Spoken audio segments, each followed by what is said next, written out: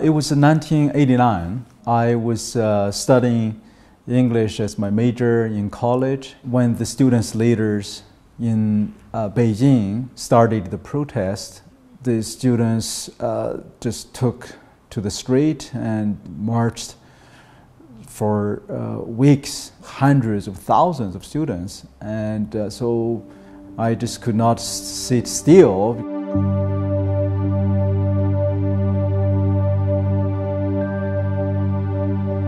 I led a group of our students to Beijing and occupied part of the Tiananmen Square, along with really hundreds of thousands of students. That was, of course, before the government sent its own tanks and military soldiers for the bloody massacre.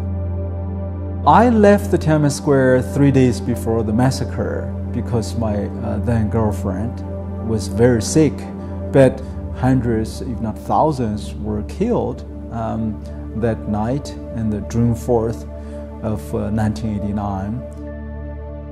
And I learned some of my buddies, my friends, betrayed me by telling lies in order to escape their responsibility. And I just could not reconcile with that reality. And I was kind of in a mood of despair, especially when I knew that we didn't really commit any crimes, any violence. We're just holding peaceful protests. You know, in China, especially somebody like me, as a young man raised and in a countryside, you would rather die than being imprisoned or implied with a so-called political crime. You don't want to shame your family, your village, your city.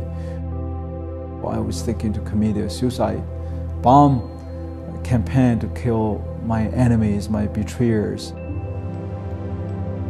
And then all of a sudden, a classmate handed me a small booklet and asked me to read it. And it was a biography of a Chinese pastor who heard the gospel and converted to Christian faith. I just could not help reading it with one breath almost, and my life was totally changed by the power of the Holy Spirit. Well, after I became a Christian, of course, I felt my life was really kind of in a different world. Suddenly have an unspeakable joy and compassion even to those of my betrayers, and really the hatred was gone.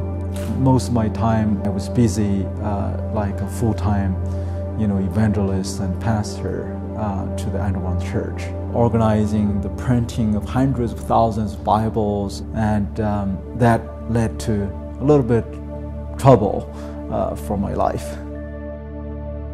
In 1996, both my wife and I were imprisoned, and we were accused of illegally evangelizing or engaging in illegal religious activities without permission.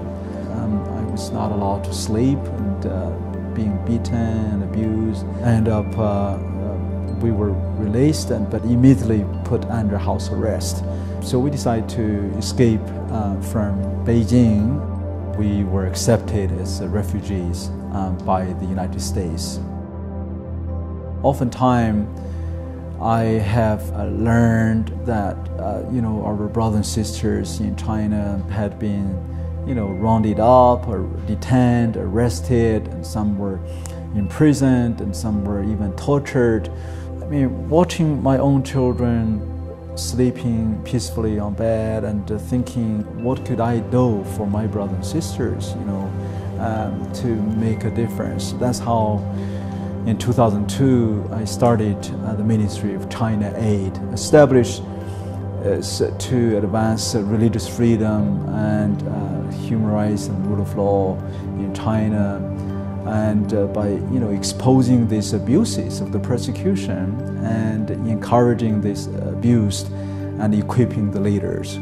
Over the years, I was invited by the UN to testify in Geneva, in Washington, D.C., testify before the UK Parliament to make awareness and basically to urge them to take actions to address this brutal persecution and still going on today.